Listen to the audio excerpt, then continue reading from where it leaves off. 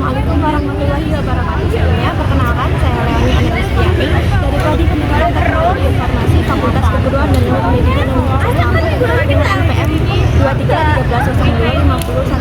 Di sini saya akan menjelaskan beberapa yang kita pelajari di Pendidikan Teknologi Informasi, salah satunya yaitu grafika komputer. Namun sebelum itu saya lebih penasaran kepada siapa sih perintis daripada grafika komputer. Oleh sebab itu, mari kita cari tahu lebih lanjut di video berikut ini.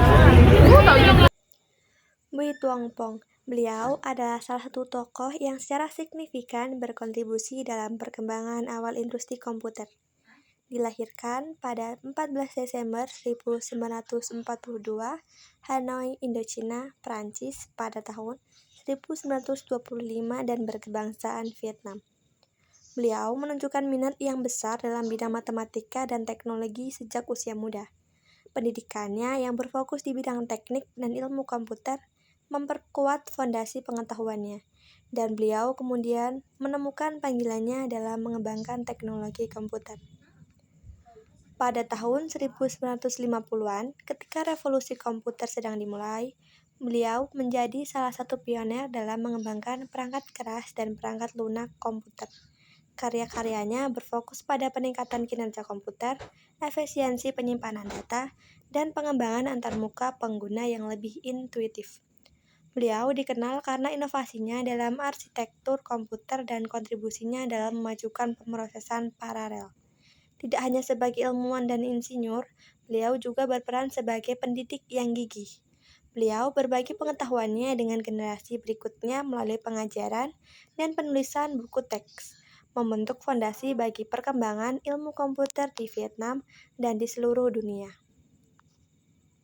Beliau adalah penemu model refleksi Phong dan metode interpolasi pencorak Phong, teknik yang banyak digunakan dalam komputer grafis pada saat ini. Beliau menerbitkan deskripsi algoritma dalam disertai PhD-nya pada tahun 1973 dan makalah pada tahun 1975. Beliau mengembangkan algoritma pertama untuk menyimulasikan fenomena spekular dalam komputer grafis. Beliau sangat teliti dalam memilih topik untuk program doktornya, dan pada akhirnya dapat menyelesaikan disertasi dengan cepat. Profesor David Evan sangat mendukung saat beliau mengerjakan disertasi.